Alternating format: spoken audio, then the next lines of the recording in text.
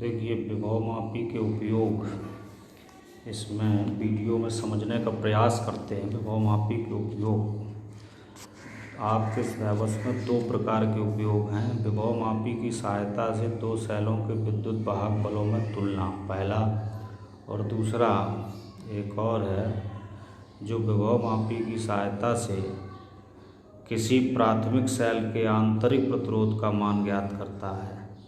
तो हम सबसे पहले विभवमापी की सहायता से दो सेलों के विद्युत वाहक बलों में तुलना करेंगे। तो दो सेलों के विद्युत वाहक बलों की तुलना करने के लिए जो प्रायोगिक समायोजन है वो ध्यान रखें। एक सेल यहाँ ऐसे लगाया गया और दूसरा सेल यहाँ लगाया गया और दोनों में कुंजी एक इधर और एक इधर। इसके बाद बाकी उसी तरीके से ये विभवमापी ऐसे तार इस प्रकार से चला आ रहा है ऐसे, ये एक बैटरी, फिर कुंजी, इसके बाद एक ये जो है धारा नियंत्रक और ये होता हुआ इधर जोड़ दिया जाता है। ये गैल्वेनोमीटर और गैल्वेनोमीटर में संड लगा दिया जाता है। ये जॉकी के द्वारा इस पर शून्य विक्षेप की स्थिति निकाली जाती है। तो सर्वप्रथम जब कुंजी K1 को दबाकर विभवमापी तार में धारा प्रवाहित करते, ये कुंजियाँ अभी प्रयोग नहीं की जाएंगी।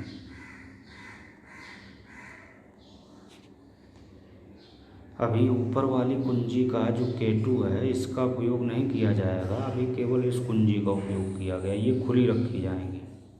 अब क्या है कि सर्वप्रथम K1 कुंजी इसको दबाया तो विभवमापी तार में धारा प्रवाहित करते हैं।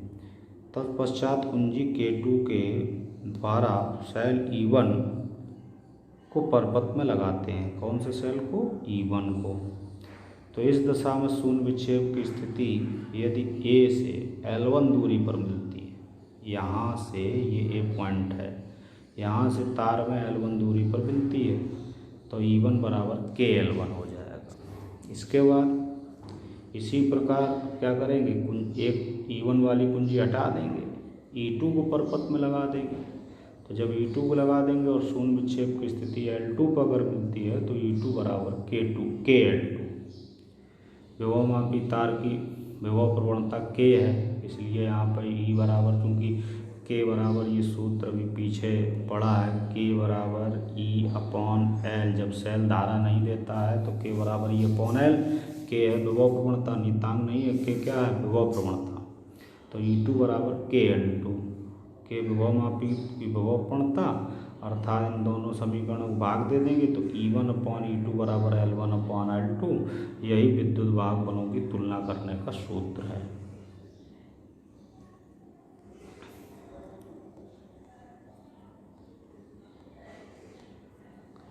इसके बाद देखिए, इसी में लिखा उपरोक्त सूत्र के अनुसार विभवमापी की सहायता से दो सेलों के विद्युत वाहक बलों की तुलना कर सकते हैं। दूसरा, विभवमापी की सहायता से प्राथमिक सेल के आंतरिक प्रतिरोध। अब जहाँ पर विद्युत वाहक सेल लगे हुए थे वहाँ पर एक सेल और उसी के समांतर क्रम में प्रतिरोध और कुंजी K2 और बाकी परपथ वहीं रहेगा। तो अब इसमें देखिए, सर्वप्रथम कुंजी K1 को दबाकर विभवमापी में धारा प्रवाहित करते हैं।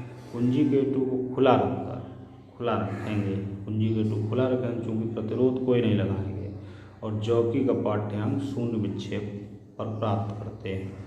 तो शून्य विक्षेप की स्थिति में अगर L1 दूरी हो तो उसी प्रकार से E बराबर प्राप्त हो जाएगा KL1।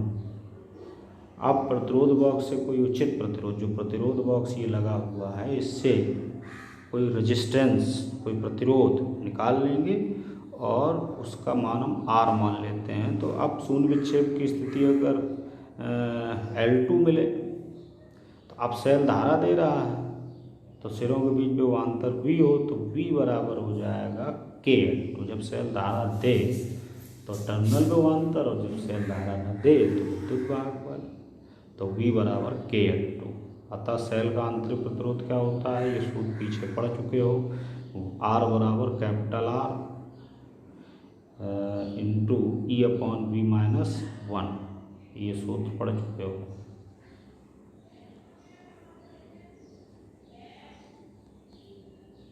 इसके बाद देखो, स्मॉल r बराबर KL1/KL2-1 अर्थात स्मॉल आर बराबर कैपिटल R इंटू L1/L2-1 ये हो जाता है। उपरोक्त सूत्र के अनुसार विभवमापी की सहायता से विभवमापी का आंतरिक प्रतिरोध ज्ञात कर सकते हैं। ये फार्मूला है विभवमापी में।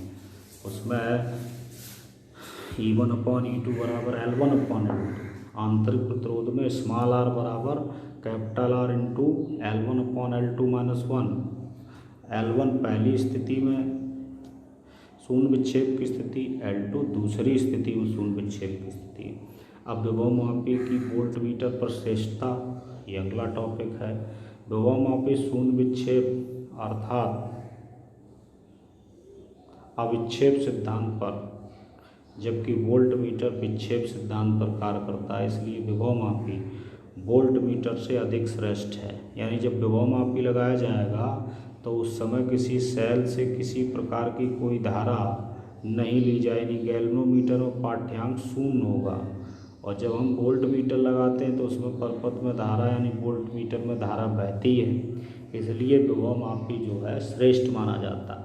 और विभवमापी अनंत प्रतिरोध वाले एक आदर्श वोल्टमीटर के समतुल्य है। अगर हम वोल्टमीटर में एक अनंत रेजिस्टेंस लगा दें तो फिर विभवमापी की उसकी समतुल्यता है, अन्यथा नहीं है।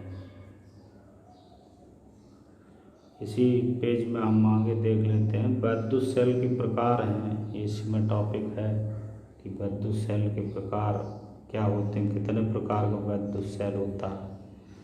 तो वैद्युत सेल दो प्रकार का पढ़ा जाता है, प्राथमिक सेल और द्वितीयक सेल। ऐसे सेल जिनमें होने वाली रासायनिक क्रियाएं अनुत्क्रमणीय हों, प्राथमिक सेल कहलाते हैं। अनुत्क्रमणीय, इरिवर्सिबल जिसको अंग्रेजी में बोलते हैं, अगर वो हैं तो वो प्राथमिक सेल होंगे। जैसे शुष्क सेल, मरकरी सेल, ये प्राथमिक सेल कहलाते हैं।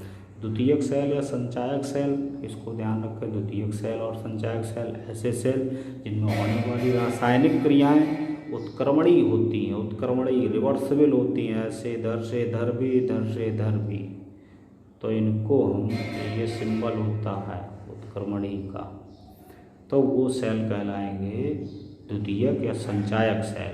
सीसा संचायक सेल और क्षारीय संचायक सेल, ये दो प्रकार के सेल होते हैं।